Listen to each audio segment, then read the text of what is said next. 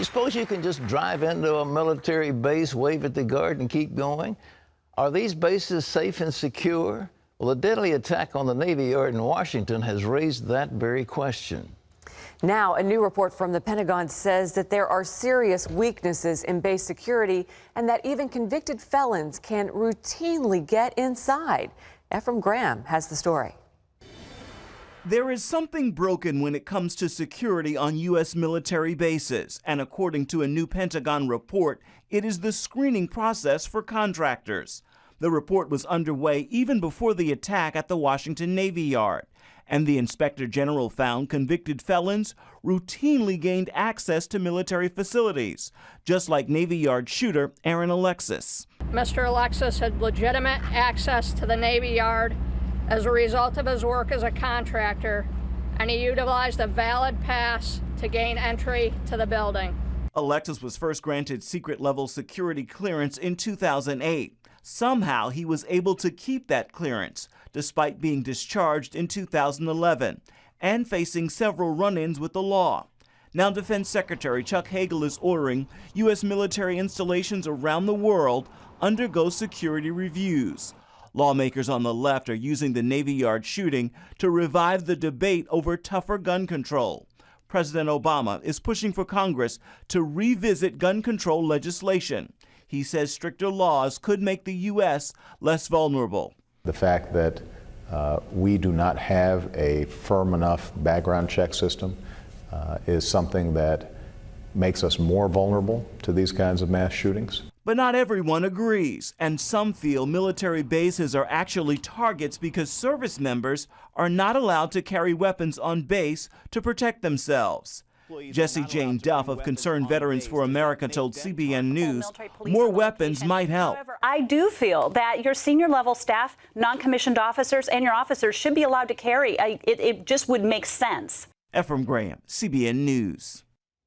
It's amazing those guys can go into combat with huge weapons and shoot up the enemy, but they can't even carry a Glock or a 45 on their hips. I don't see any reason why not. I mean, why couldn't they carry weapons? I don't know. It seems like that would be... Well, if they've got any more of these Nadal Hassan types and this other man, I mean, they need to protect themselves. Well, ladies and gentlemen, the organization that I'm proudly head of is called the American Center for Law and Justice, and Jay Sekulow is the chief counsel. And on behalf of a number of organizations that were denied tax-exempt status because of the work of the IRS, the American Center for Law and Justice sued the IRS, and in the process, discovery has begun, and what is being discovered is nothing short of shocking. The IRS Tea Party scandal has been out of the headlines recently, but it's far from over. John Jessup has that story from Washington. Pat, newly released documents show the IRS tagged groups, including Tea Party organizations, based on their political views found in their writings. USA Today obtained the documents. More than 80% of the groups on the political advocacy list were conservative. The American Center for Law and Justice represents 23 of the groups on the IRS list. The ACLJ says it appears to be the most powerful evidence yet of a coordinated effort by the IRS to target Tea Party groups. The ACLJ's Jay Sekulow says the political motivations of this are so patently obvious, but then to have a document that spells it out like this is very damaging to the IRS. The president is taking his economic agenda to business leaders today. He says the modest economic recovery would be hurt if Republicans in Congress don't agree to pass a spending bill to keep the government going. The problem is, at the moment, Republicans in Congress don't seem to be focused on how to grow the economy and build the middle class. Republican leaders want spending cuts, but also say they're willing to negotiate. The president's latest push on government spending comes as the Census Department has released new figures. They show that the number of people living in poverty in the president's first term rose by nearly 6.7 million people to a record 46.5 million. And CNS News reports the real median income of American households dropped by more than $2,600. Pat, that's not good news for this White House. Well, it shouldn't be. It's just incredible what Obama does. He stands up there, well, it's all the fault of the Republicans. No, it's not. It's his fault. It is the draconian policies that are being put in by the EPA and by various other government agencies that are restricting business and forcing the shutdown of plants and restricting coal mining. And he goes through the list, failing to give a permit for the Keystone XL pipeline. You can just go on and on and on. It's his fault. But he's got to start a war against the Republicans. Now that he's got the little deal in Syria out of the way, he thinks, and we now have as our chief ambassador to Syria is none other than the old KGB man, Vladimir Putin. He is now representing Obama in Syria, and you just wonder what in the world is going on. But now he's going to attack the Republicans because now he's comfortable. Instead of he's supposed to be the president for all of us. He is no longer supposedly a partisan. He's supposed to be the president of all America, and he's supposed to do what's good for the country. But he doesn't. He's doing what's good for him and his small group of supporters. And this vitriol that comes out of his mouth, every time he opens his mouth, it is a partisan attack. And that seems to be the only way he's comfortable. And that, to me, is not a good president. John? Actor Kirk Cameron releases a new documentary next week called Unstoppable. In it, he explores the age-old question, why does God allow suffering and evil in the world? Cameron sat down with CBN News for a special preview. Here's Paul Strand. Why does God let bad things happen to good people? If God is good and He is a God of love and He is powerful enough to stop evil and pain and suffering, why doesn't He? That is the question that wrecks people's faith. CBN News caught up with Cameron in New York on his movie tour. His latest project, Unstoppable, is based on a true story.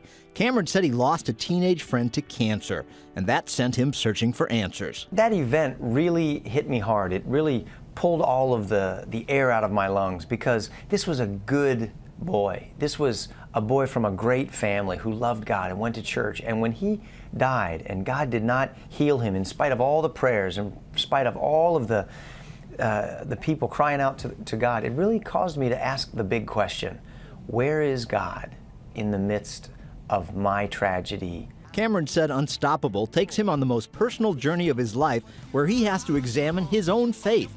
And he does it by going all the way back to the origins of good and evil. What I discovered is that it's much better to understand your tragedy and mine in the context of a much larger story. And so what I do is I try to take you up to heaven's balcony and give you a wide-angle lens view of history. And we start in the Garden of Eden. Tried to be a good boy, but I ain't a boy no more. In Unstoppable, Cameron said he overcomes his own doubts and that he comes out on the other side of this meat grinder, even stronger in his faith. Regardless of our background, whether you're Jewish or Christian or Muslim or atheist or agnostic, we all ask this question. It's easy to be excited about your beliefs, whatever they are, when things are going well in your life, when you're happy and healthy. But when the roof comes down and you get hit by something that you didn't see coming, all of a sudden the questions begin. And I think you will come out the other end of this movie not having your faith shredded, like has happened to many, but you will have it strengthened like it did for me. Back in July, Unstoppable created a social media firestorm when Facebook and YouTube blocked access to the movie trailer. But that's when more than 500,000 of the actor's fans rallied around him. Both sites ended up lifting the ban. Unstoppable opens in theaters September 24th. And Cameron said he wants to settle once and for all that good is stronger than evil and that faith is stronger than doubt.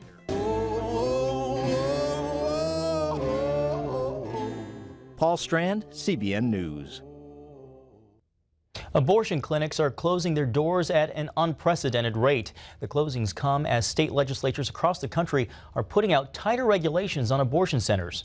44 have closed so far this year, including some major providers. 25 shut down last year and 30 closed in 2011. A new, senior health official in Amsterdam is warning that sugar is addictive. He says it's a drug and compares it to tobacco and alcohol. In fact, he calls it the most dangerous drug of the times. He says sugar is a form of addiction because no matter how much you eat, you want more. So he says the government should closely regulate it. He wants taxes on sugar and limits on how much of it can be used in processed foods. And Pat, if it's considered a sugar, I have to tell you, it might explain why I have such an insatiable sweet tooth. Oh, stop it. You're so thin, that doesn't count. But for those who fight weight, John, it's a problem. Folks, I've been telling you this for years, but it's the same chemical reaction that takes place when you drink alcohol. And it's addictive because, I mean, you drink booze and you want more booze, and you eat sugar and you want more sugar. It sets up a craving in your body. The people in Amsterdam, I'm glad they're saying it, but they're way behind the times. Yeah, I always say fat is your friend and sugar is your foe. Good for you. But there's sugar in everything. The big thing is these sugary cereals that we give to little babies. You know, you read the labels, folks. Go into your pantry or go into the grocery store the next time you're there and go down the cereal line and start reading what's there. And you remember, it'll be sugar, it'll be corn syrup, it'll be some other name for it, and they'll have all kinds of names. But the first thing they list is sugar. And it goes down the list, and when those little kids eat that, of course, they're addicted, so they want more. Daddy, I want more of the sugar I have pops. been very impressed because I've noticed, Pat, at certain events, you will order berries with a light whipped cream instead of the chocolate cheesecake or the brownie. And does that satisfy you, though? Of course. Yeah? I guess I you tell get you, used to it. something happened to me a few months ago, and I just stopped wanting to eat. I mean, it was just wonderful. So I lost a lot of weight. It's just, I mean, I had to find out what you need to make a pill, market that. Well, I don't know what it is, but it happened to me, and it's been a very salutary response because we had to cut in some clothes. But that, you know, you have a. It's always better to take in your clothes than let them out. Have a little seamstress working overtime trying to cut all these. Well, you're looking good, looking strong. All right. A family-owned Colorado company has won its fight for exemption from the Obamacare contraception mandate. A federal appeals court issued the order for Cherry Creek Mortgage Tuesday. This is the latest round in the owner's battle against the mandate, which they say violates their religious beliefs. A federal district court had ruled against the business back in May. Brazil's President Dilma Rousseff has canceled a state visit to the U.S. next month over revelations that the NSA spied on the Brazilian government. Her decision is the latest fallout over the NSA spying program. A White House statement said President Obama has ordered a review of U.S. intelligence activities, but the process would take several months to complete. Well, you can always get the latest from CBN News by going to our website at cbnnews.com.